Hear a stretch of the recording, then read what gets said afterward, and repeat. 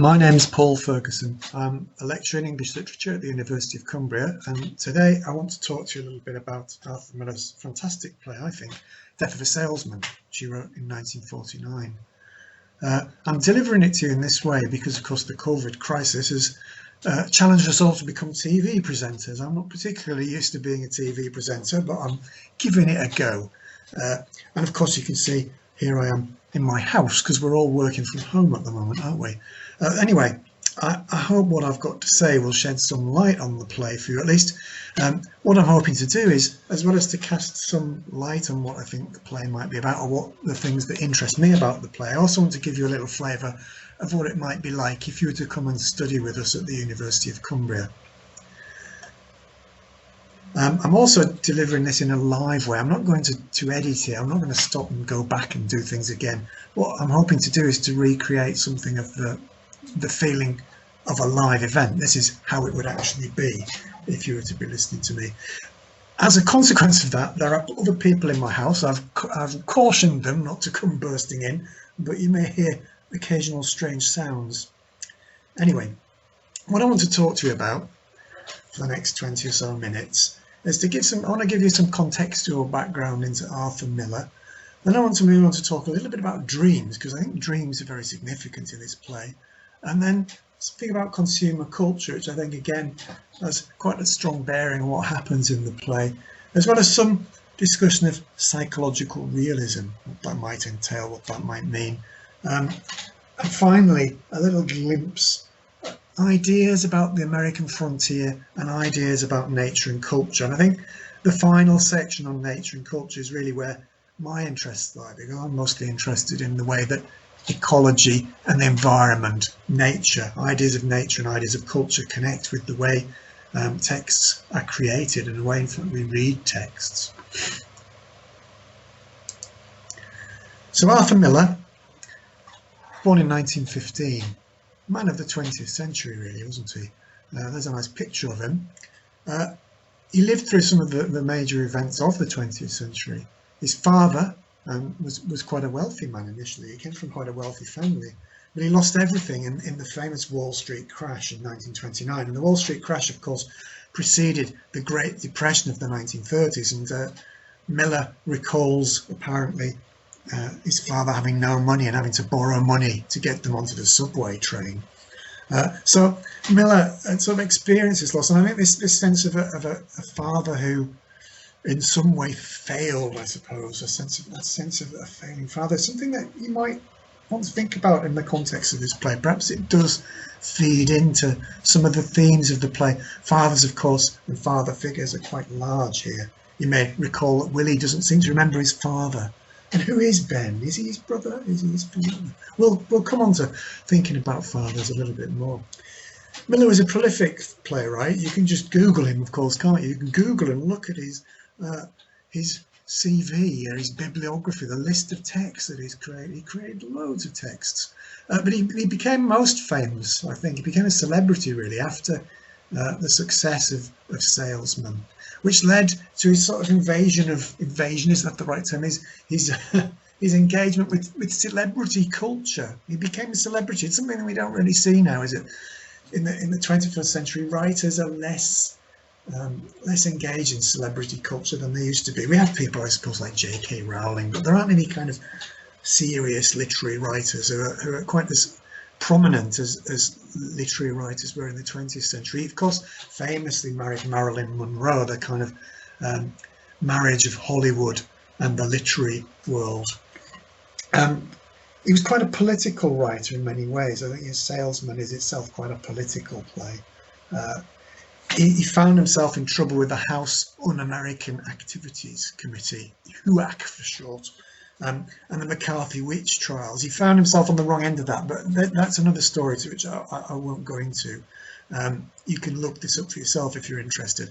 Of course, it famously led to his writing a play, The Crucible, which became quite a well-known film. The Crucible, of course,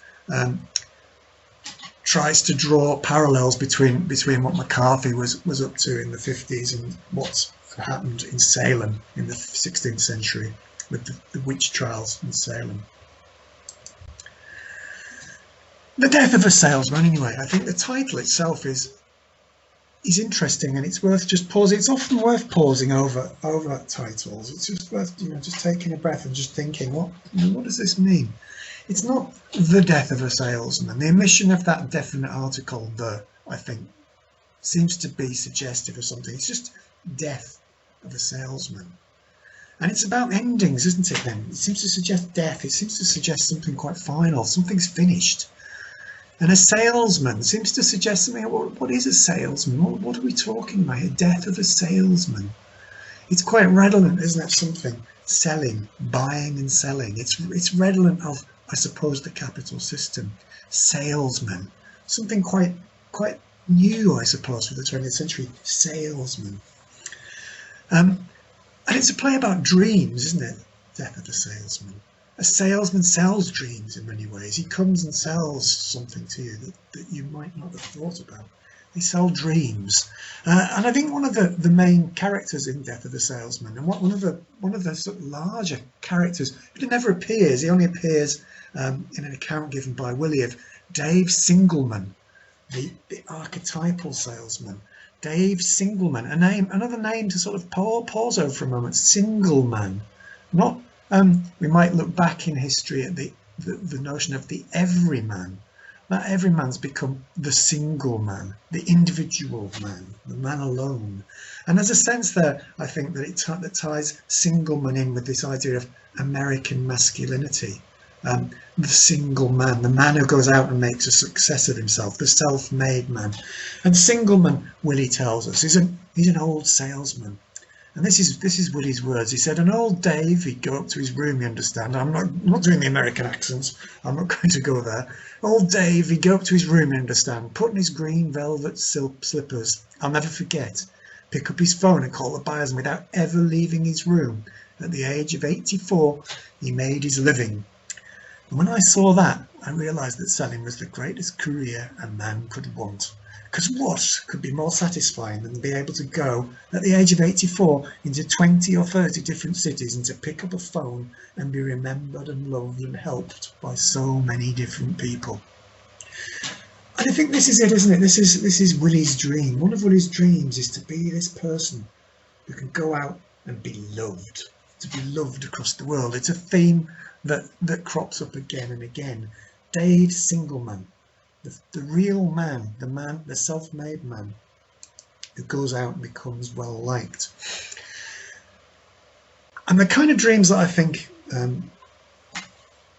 Miller's dealing with in this play feed into notions of the American dream. The American dream, of course, is quite something that's bandied about quite a lot, but we often don't realise quite what we're talking about when we talk about the American dream.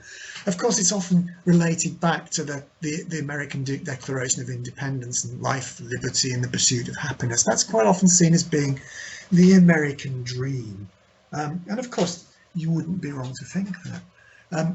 But it wasn't until 1931 that the idea of the American dream came into currency. It was from a fellow called James Truslow Adams, who wrote a book called The Epic of America, 1931.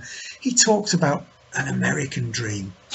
And the American dream is something that figures largely in any sort of thought about America, is this idea of this great dream of what you can achieve.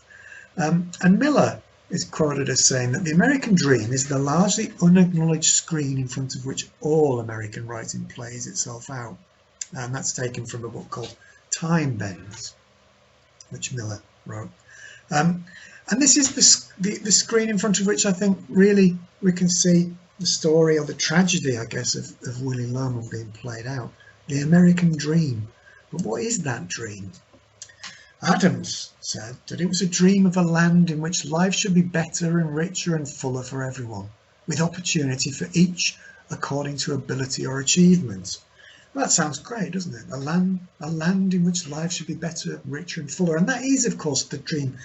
The idea of America is that you can go there, and if you put enough effort in, what you get out will be commensurate with the effort you put in. It's a land of opportunity. It's a land of freedom for all. And of course, what I found interesting about Adams' quote there is that the comparison it bears with another famous line from another philosopher, theorist, who says, to each according to his need and from each according to his ability. I won't say who that's from. That could be your little task to go away and try and work out who said that. But it's interesting that the American dream should be tied so closely to the ideas of this other figure.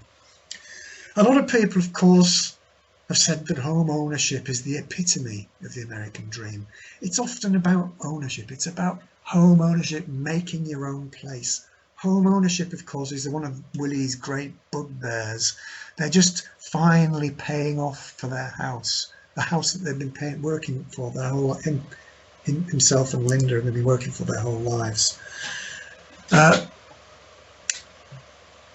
The American dream is also, I think, deeply tied up with ideas of consumption. And alongside these ideas of consumption, consumption is something that we dream of as satisfying us. I suppose it's a truism now, isn't it, to think that what we consume never fully satisfies us. We know, don't we, that as soon as we get hold of something, we just want another thing. As soon as we get one item, we want a better item. Nothing ever quite satisfies us. And I think this is one of the contradictions of consumption. We can never quite have enough. And of course, Willie is living in this dream of consumption. And there's one of many telling passages, I think, in the play where Willie and Linda are talking about some of the goods that they've obtained for their house. And Linda says, well, on the first, there's $16 owed on the refrigerator. This is them trying to work out where their outgoings are going to have to go from Willie's wages.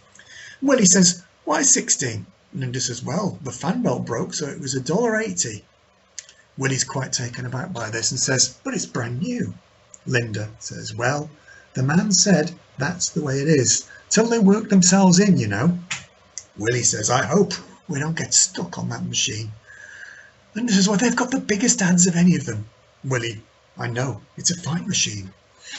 And I think that, there's something great about this little passage here, that there's that sense of obsolescence, that things break. The idea that they break as part of the process of being worn in. And Willie is hoping that they don't get stuck with it. But of course, Linda said they've got the biggest ads, as if that means that they're the best machines. The biggest ads are the best thing. And Willie then, after decrying the machine and worrying about it, says, I know, it's a fine machine. The ads seem to convince him. It seems to mirror something later when Willie's talking about his car and complaining bitterly about his car. He says in one breath, the Chevrolet, Linda, is the greatest car ever built. And yet later, only a few pages later in the play, he says, that goddamn Chevrolet, they ought to prohibit the manufacture of that car. So there's some of the contradictions of consumption come to the fore here, and the way that Willie wants to consume things but finds that they don't satisfy him. And we all know it, don't we? Something we all know, this sense of a lack of satisfaction. One of the names that Miller played with for this play before he called it Death of a Salesman was Inside His Head. And I think this raises a number of interesting ideas, and I think it explains some of the things that are going on in the play, because over the years that I haven't taught this play for a while, but in the years when I did teach this play, students would often get quite confused by what was going on.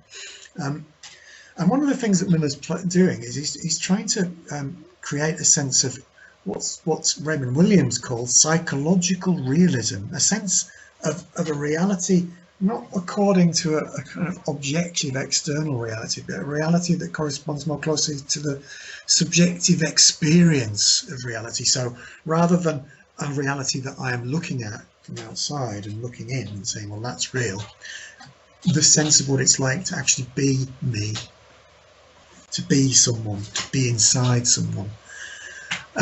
And one of the ways that this happens in this play, one of the ways that we get inside Willie's head, rather than observing a kind of third party or third person reality, is with the use of flashbacks.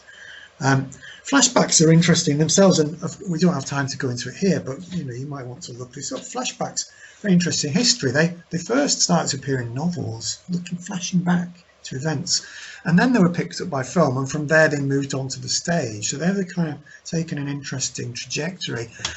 There's lots of speculation about where the term comes from, flashback, but some people have suggested it comes from the chemical industry. Who knows? But it's an, we take flashbacks for granted these days. They're just part of the ammunition, I suppose, of the storyteller. Narratives use flashbacks all the time, but this wasn't always the case. And in this play, it's quite revolutionary. There have been uses of flashback on the stage from, I think, the 1914 was maybe the first time. But it's still quite jarring, right? It's quite discombobulating, I think, in this play. We're quite at sea sometimes, not quite sure what's going on with the use of flashbacks. And this sense, people say that one of the ways we describe this kind of narrative is non-linear.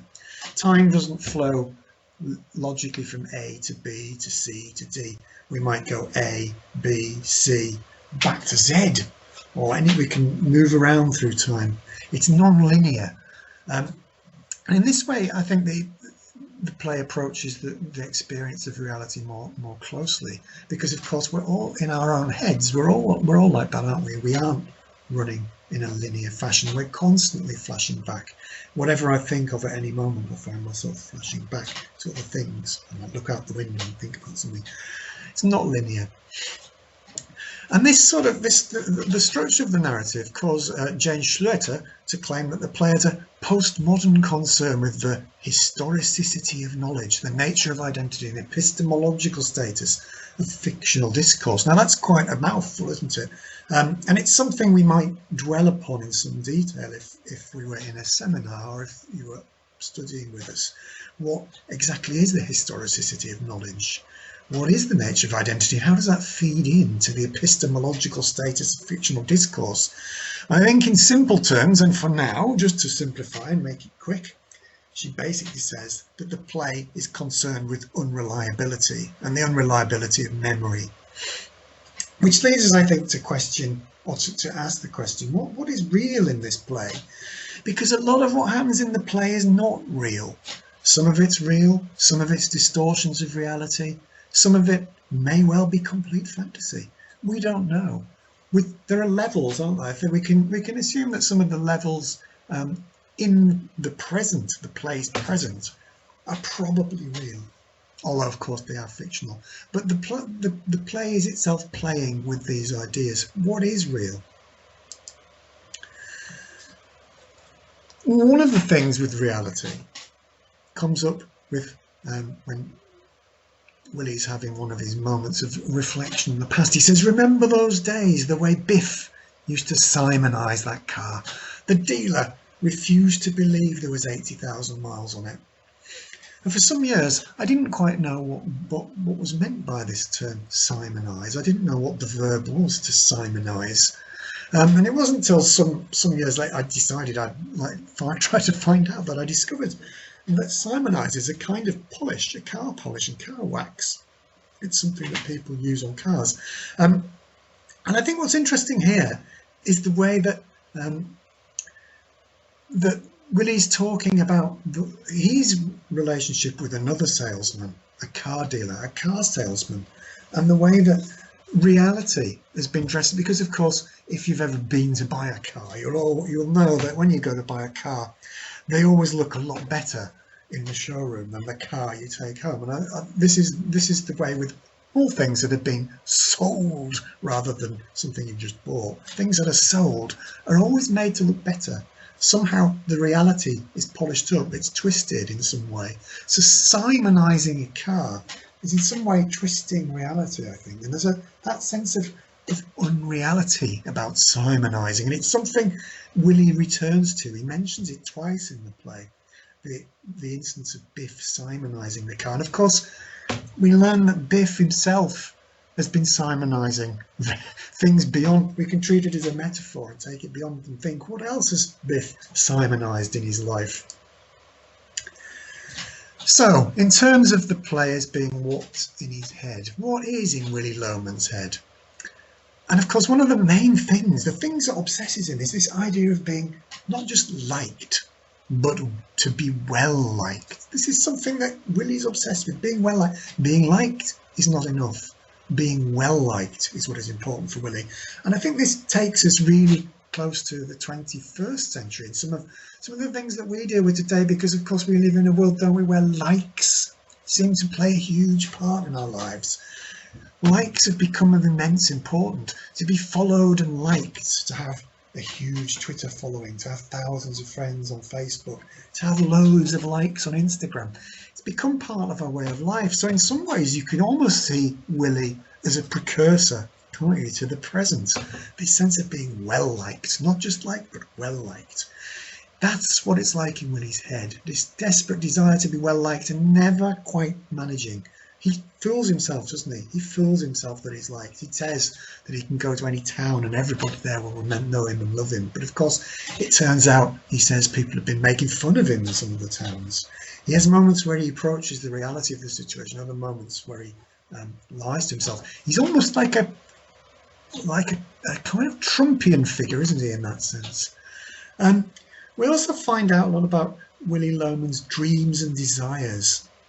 And of course, later in the play, at the end, when Charlie gives his famous oratory at the end of Willie's grave, he says, the salesman has got to dream, boy. The salesman's all about dreams. That's what they're about.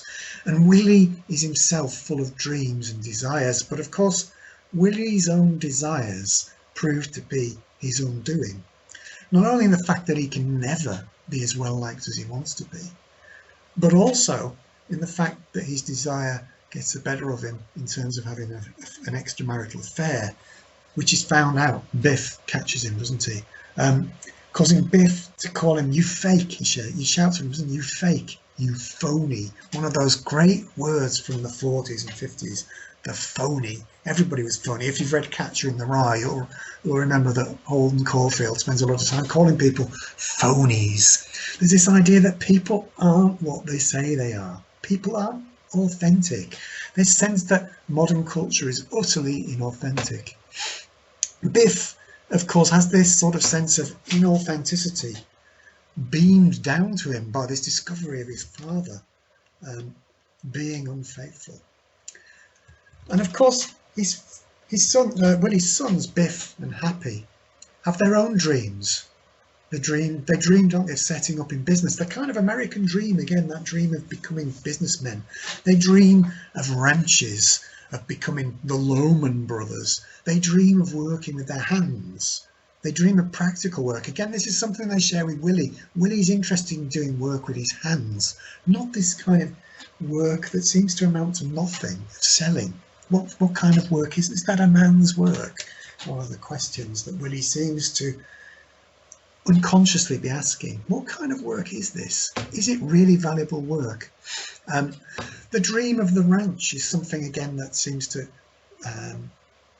exist in America, in the heart of American culture. This dream of going out to work the land. There's a book there on the PowerPoint, you might be able to see it, called 2000 Sons, a story about a boy's ranch where delinquent children would go out and be straightened out. And of course, Biff, after discovering his father's infidelity, becomes a kind of delinquent, doesn't he? And almost needs to go out to that ranch to become a better citizen. The idea of the ranch leads us into the dream of the frontier, the romantic dream of the frontier. Ben, the brother, comes and goes from the play, doesn't he? He walks in, but he's never there. It's always a figment of Willie's imagination.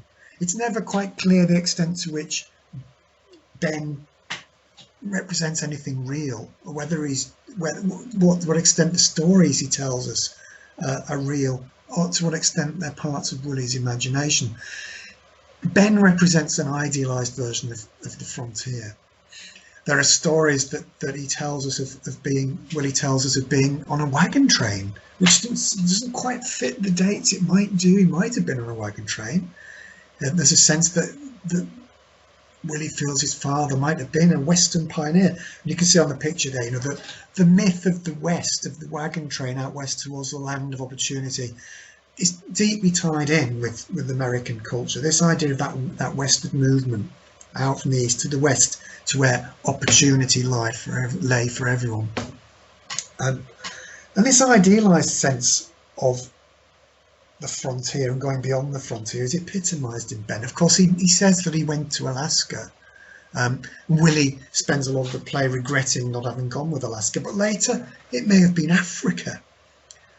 Ben says he was in diamonds in Africa, and of course that carries with it some sort of colonial undertones, isn't it? Sort of slightly uncomfortable ideas of a colonial expedition. And of course Ben tells us, when I walked into the jungle, I was 17. When I walked out, I was 21, and by God, I was rich. That idea of walking into nature and coming back out rich, into the jungle, is something that seems to exist at the heart of this narrative, this idea of going into the wild world and making yourself rich. It's not just going out there and living. You go out there and come back rich.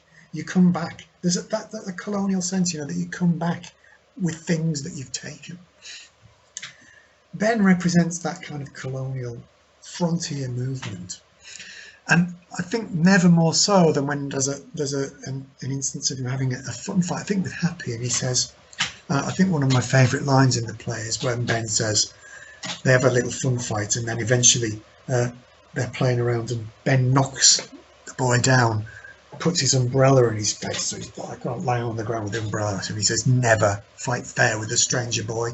You'll never get out of the jungle that way.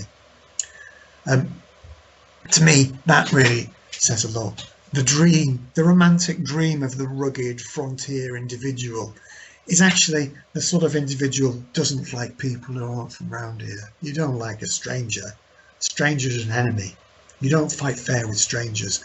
It seems to contrast with a play that comes after it, which was influenced by this play, A Streetcar Named Desire, of course, where Blanche Dubois famously says, I've always depended on the kindness of strangers. Blanche is, of course, a romantic, isn't she? There's something anti-romantic here. There's nothing idealized about this frontier. It's a frontier where strangers, you don't depend on their kindness. You don't fight fair with them. You cheat, I suppose, to put it bluntly. So this dream of the rugged individual is tied in, I think, with the notion of the salesman. The salesman, as I've mentioned, Charlie says, the salesman is got to dream, boy. It comes with the territory. Being a salesman is about territory. It's about colonising land. It's about colonising customers. It's about going out and taking over spaces to resell. A salesman has got to dream. It comes with the territory. Raymond Williams, in his seminal book, Drama from Ibsen to Brecht, says this of Willie Loman. He says, this is a man who from selling things has passed to selling himself, and has in effect become a commodity which, like other commodities, will, at a certain point, be economically discarded.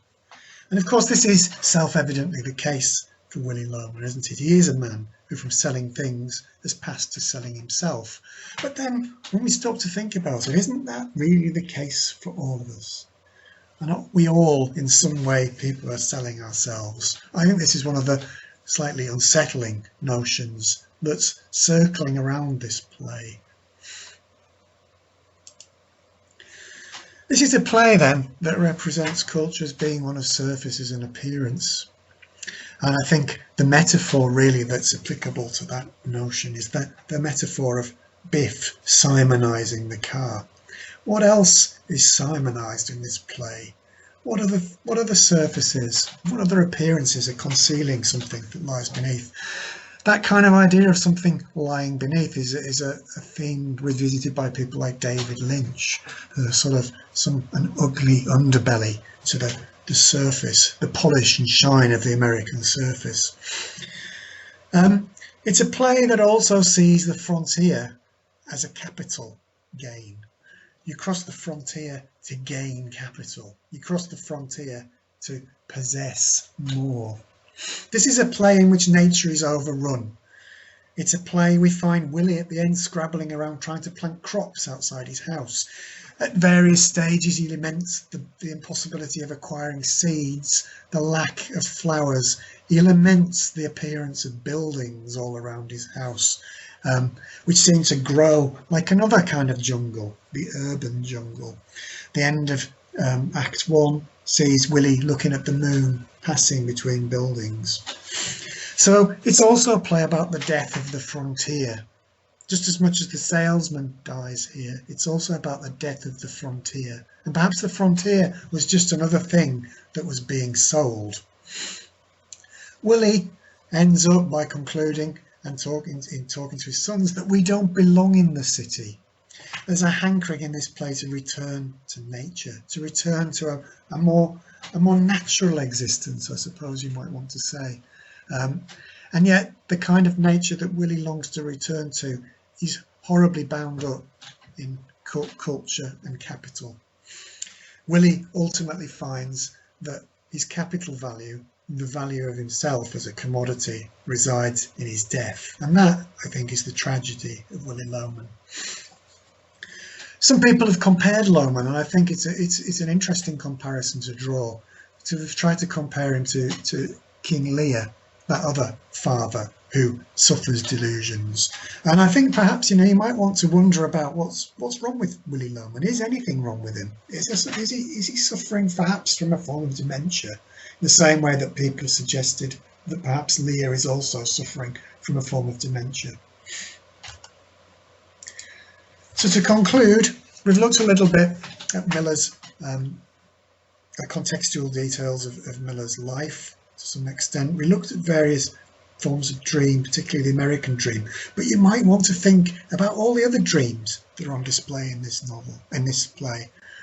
What other forms of dream do we see? Who else has them? Where do they come from?